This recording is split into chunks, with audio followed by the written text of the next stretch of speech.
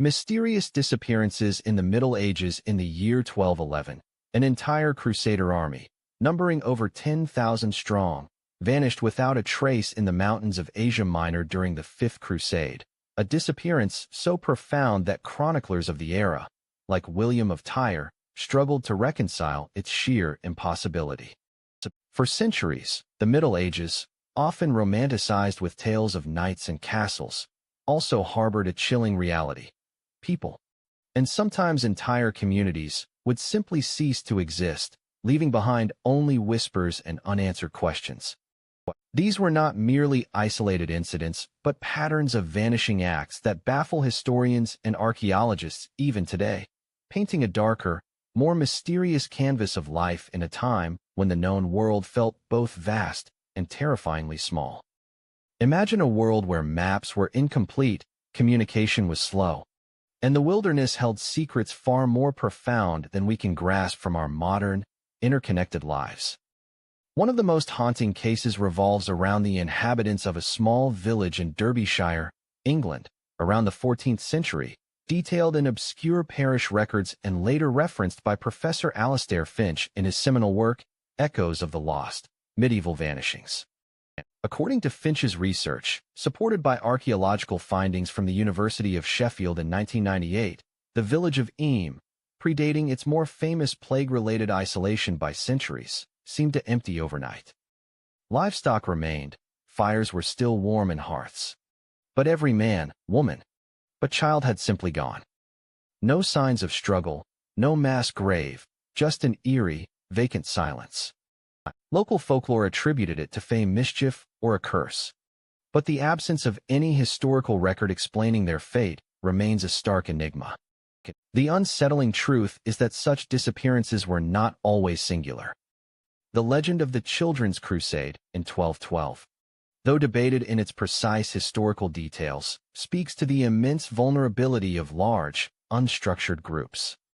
While many scholars, including historian Dana Munro in The Children's Crusade, a re-evaluation, suggest the majority either died on the journey, were sold into slavery, or returned home disillusioned. The sheer number of young people involved and the abrupt cessation of records for thousands of them present a collective disappearance on a scale rarely contemplated. The dream of reaching the Holy Land, fueled by fervent piety, led many to their unrecorded ends, swallowed by the vast, unforgiving landscapes of medieval Europe and the Mediterranean. The precise fate of countless individuals remains a lacuna in historical understanding. Consider the case of the Knights Templar, not their eventual disbandment, but individual knights and even entire garrisons who vanished during their campaigns in the Levant. One particularly perplexing incident, documented in Templar chronicles, concerns a small, well-provisioned Templar outpost near the Croix de Chevaliers in the late 13th century. A patrol from a nearby commandery arrived to find the fort deserted, its defenses intact, but no living soul within, nor any sign of battle. Their weapons and armor were left behind, almost as if they had simply walked away. Dr. Evelyn Reed, a medieval military historian from the British Library, in her analysis for Journal of Medieval Military History, suggests that while plague or desertion are possibilities, the coordinated and complete nature of this particular vanishing defies easy explanation. The absence of bodies, a key indicator in most plague outbreaks or military defeats, only deepens the mystery. Beyond the grand narratives of crusades and knightly orders, personal disappearances formed a persistent, chilling undercurrent of medieval life. A merchant setting out on a trade route could vanish into the vast forests or mountain passes, leaving behind only the rumors of bandits or wild beasts. But some cases defy such mundane explanations. Take the curious tale of Sir Gawain's younger brother, Gaheris, as recounted in some Arthurian legends. As those are largely fictional, they echo genuine anxieties of the time.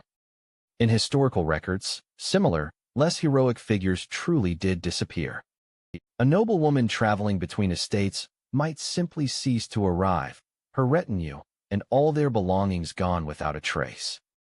Without extensive investigations or forensic science, such events rapidly faded into local legend or were attributed to supernatural forces, becoming part of the fabric of an unpredictable world.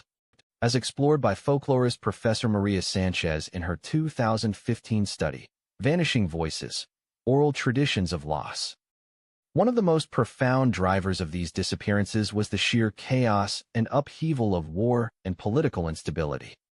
The Hundred Years' War, for instance, saw countless individuals displaced or simply lost amidst the constant shifting of allegiances and battlefronts. Villages were razed, populations scattered, and family ties severed beyond repair. While many of these people likely died, the lack of official records often meant their fate was never confirmed, leaving them in a state of perpetual disappearance for their loved ones. A farmer fleeing an invading army might travel hundreds of miles, only to settle in a new region under a new name, effectively vanishing from his original life and family's memory, a phenomenon described by demographic historian Dr. Owen Hughes in his 2018 paper on population shifts during medieval conflicts for the Journal of Historical Demography. The mysterious silence surrounding certain ecclesiastical figures also piques curiosity. Monks and hermits, by their very nature, sought solitude. But some disappearances within monastic orders were particularly unsettling. A monk might leave his cell for prayer or labor and never be seen again, with no indication of his departure or fate. While some undoubtedly deserted their vows, the organized, disciplined nature of monastic life makes a complete, unrecorded vanishing more perplexing. The Benedictine Abbey of Cluny, a vast and influential institution, recorded several such baffling cases in its extensive archives during the 11th and 12th centuries. These records, meticulously kept, often ended with a simple, stark entry: "Brother named departed from us, his whereabouts unknown." Such entries, studied by Father Michael O'Malley for his doctoral thesis at the Gregorian University, speak to an unexplained void, a deliberate or accidental erasure from the historical record that could not be reconciled even by diligent scribes. Then there's the environmental factor. The medieval climate was not static, and periods of extreme weather, such as the Little Ice Age's onset or earlier medieval warm periods, could trigger massive shifts in agricultural viability and human migration. Entire Norse settlements in Greenland, once thriving, gradually faded from the historical record, not in a sudden, dramatic event, but a slow, agonizing decline that saw their inhabitants vanish from the world stage.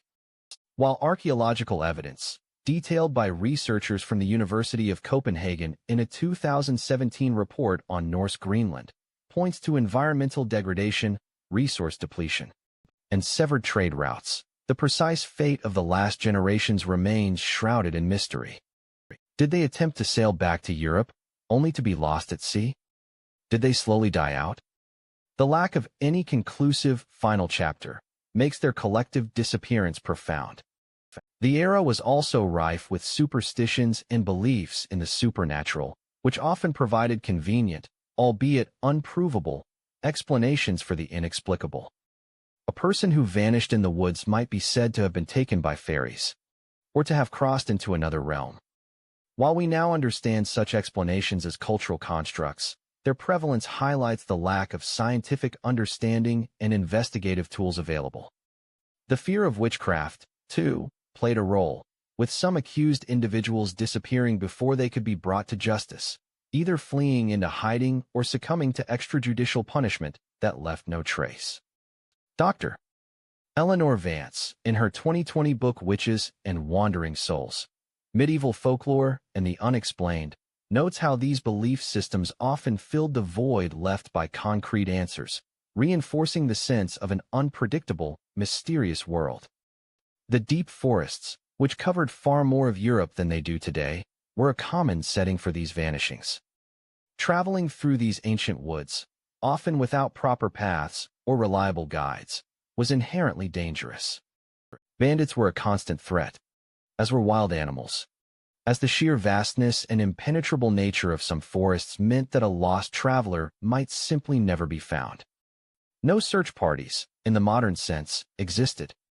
A person could fall into a hidden pit, become disoriented in a sudden fog, or simply lose their way and succumb to exposure, their remains quickly reclaimed by the earth and undergrowth.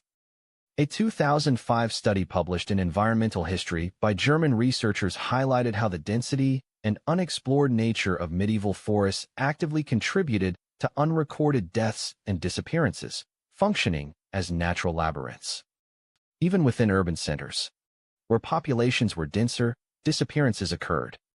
A servant might flee an abusive master, a commoner might evade debt collectors, or a political dissident might seek refuge in an underworld beyond the reach of local authorities.